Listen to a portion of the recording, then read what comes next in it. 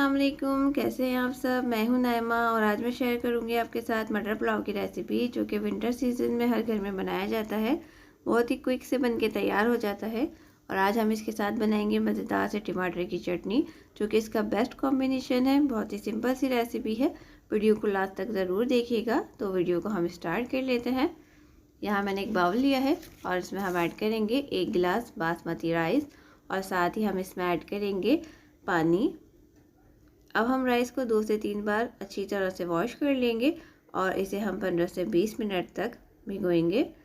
टमाटर की चटनी बनाने के लिए यहाँ मैंने 2 बड़े साइज़ के टमाटर लिए हैं, जिसे मैंने चॉप कर लिया है। और साथ ही मैंने लिया है 1/4 टीस्पून सफ़ेद जीरा, हाफ टी स्पून कुटी हुई लाल मिर्च, 1/4 टीस्पून नमक और साथ ही यहाँ मैंने थोड़ा सा हरा धनिया लिया है।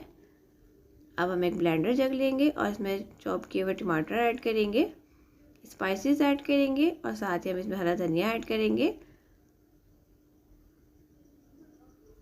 अब हम इसे कवर करेंगे और इसे हम 2 से 3 मिनट तक ब्लेंड कर लेंगे। चटनी को मैंने ब्लेंड कर लिया है, तो अब हम इसे एक प्याली में निकाल लेंगे और जग को खंगाल कर वो पानी भी हम इसी में ऐड करेंगे। ये देखिए, मज़ेदार सी टमाटर की चटनी जो है वो बिल्कुल रेडी है। अब हम एक कढ़ाई लेंगे और इसमें हम ऐड करेंगे 1/2 कप ऑयल और साथ ही हम इसमें ऐड करेंगे एक मीडियम साइज़ की प्याज ली है, जिसे मैंने फाइन चॉप कर लिया है। प्याज को हमने लाइट गोल्डन होने तक फ्राई करना है और इसे हम बीच बीच में चमचा चलाते रहेंगे ताकि प्याज जो है वो हर तरफ से अच्छे से गोल्डन हो जाए। प्याज को हमने बहुत ज़्यादा गोल्डन ब्राउन नहीं करना, क्योंकि हमने पुलाव का कलर वाइट ही रखना है। तो बस हम इससे ज़्यादा प्याज को फ्राई नहीं करेंगे। अब हम इसमें ऐड करेंगे हाफ टी स्पून सफ़ेद ज़ीरा, 2 स्टिक दालचीनी, 1 अदद बड़ी इलायची, 4 अदद लौंग, 8 से 10 अदद काली मिर्चें ली हैं, ये हम इसमें ऐड करेंगे। और साथ ही हम इसमें ऐड करेंगे 2 अदद तेज़पत्ते। गरम मसाले को हमने 1 से 2 मिनट तक फ्राई करना है।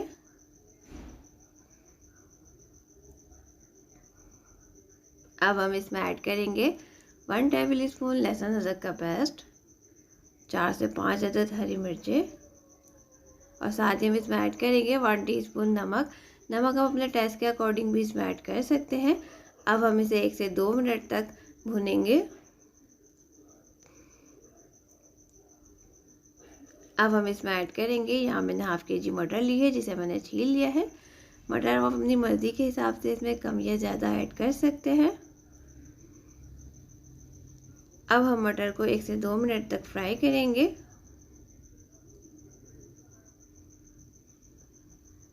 अब हम इसमें ऐड करेंगे पानी। यहाँ मैंने इसमें 1.25 गिलास पानी ऐड किया है। जिस गिलास से मैंने राइस लिए थे उसी गिलास से मैंने पानी इसमें ऐड किया है।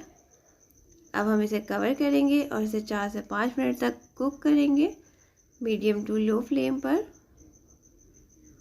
5 मिनट हो गए हैं मटर को कुक होते हुए, तो अब हम मटर को चेक कर लेते हैं।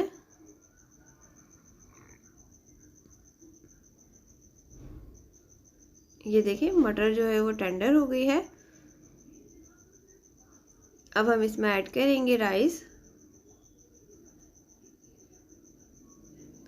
और इसे हम थोड़ा सा मिक्स कर लेंगे।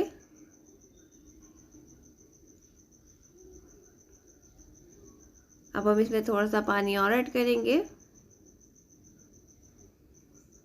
अब हम इसे कवर करेंगे और इसे हम 8 से 10 मिनट तक कुक करेंगे, मीडियम टू हाई फ्लेम पर।